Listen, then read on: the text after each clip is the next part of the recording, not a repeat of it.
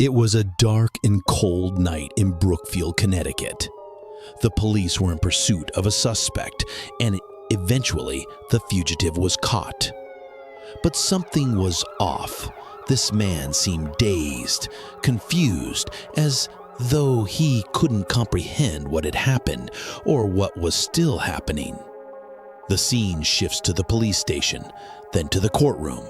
So far, everything seems routine.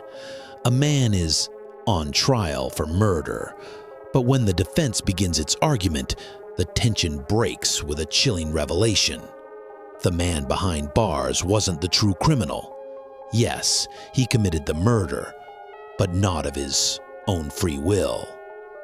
The defense claims the real culprit is something else entirely.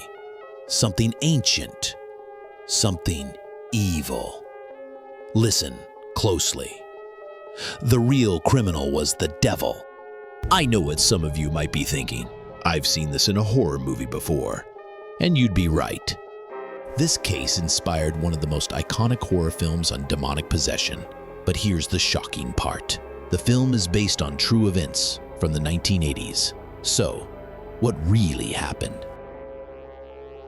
Peace and respect, my friends. Welcome to this discussion. Today's topic is chilling, bizarre, and steeped in mystery. A man is accused of murder. The alleged perpetrator, a demonic entity. What followed was a surreal legal battle, explosive media coverage, and decades of controversy. Let's dive into the full story behind what came to be known as "The Devil Made Me Do It."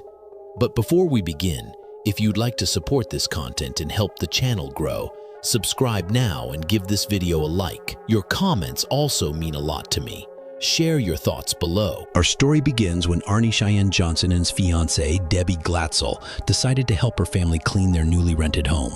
Almost immediately after moving in, strange things started happening, especially to Debbie's younger brother, 11-year-old David Glatzel. David began screaming in terror, claiming an old man had appeared from nowhere and threatened to harm the family if they moved in. At first, the family dismissed his outbursts, believing he was just trying to avoid chores. But David was persistent.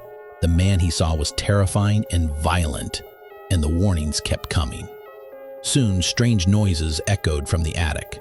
David had horrifying nightmares, described seeing the man transform into a half-human, half-animal figure with glowing red eyes. His behavior worsened. Bruises and scratches appeared on his body, along with strangulation marks. No one could explain them.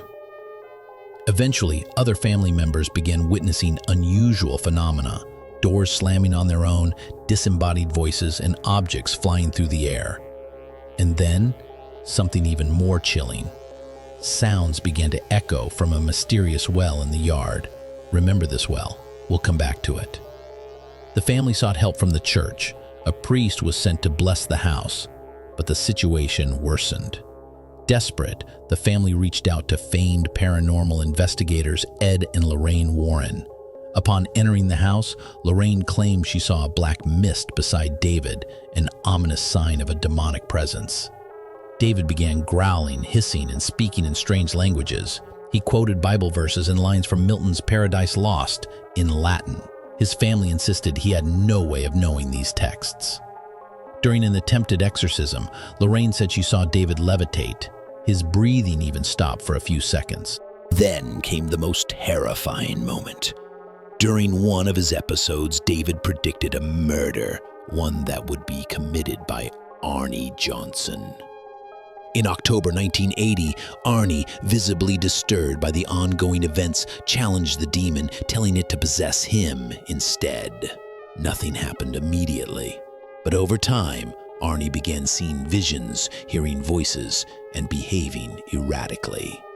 One day, while driving, he lost control of his car. It crashed into a tree. Though he walked away unharmed, he was drawn to the well on the Glatzel's property, the same one David feared. According to Arnie, it was there that he met the demon face to face. He claimed it entered him.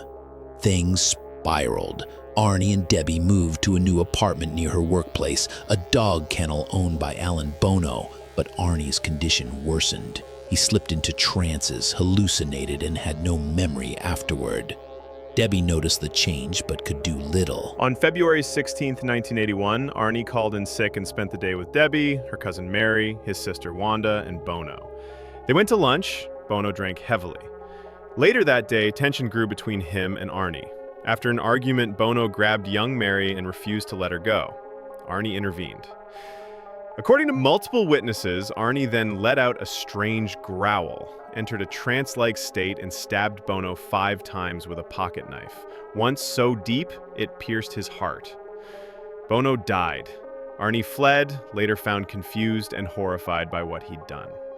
At his trial on October 28, 1981, Arnie pleaded not guilty by reason of demonic possession. It was the first time in U.S. legal history that such a defense had been attempted.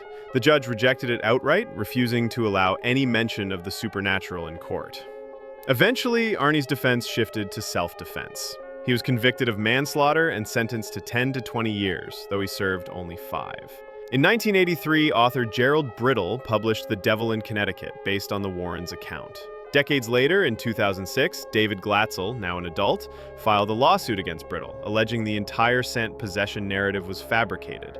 He and his brother Carl accused the Warrens of exploiting the family and manipulating them with false promises of fame and fortune.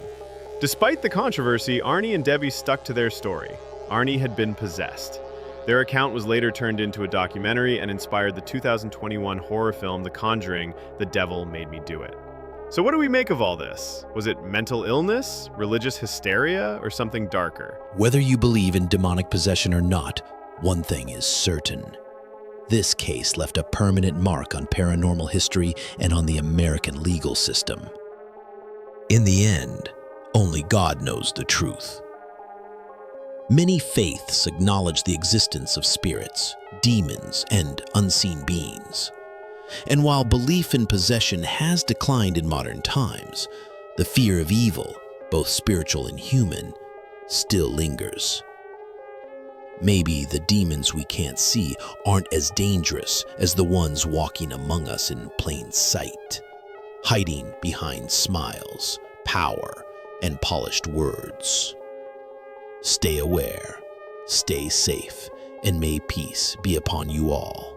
Until next time, stay curious.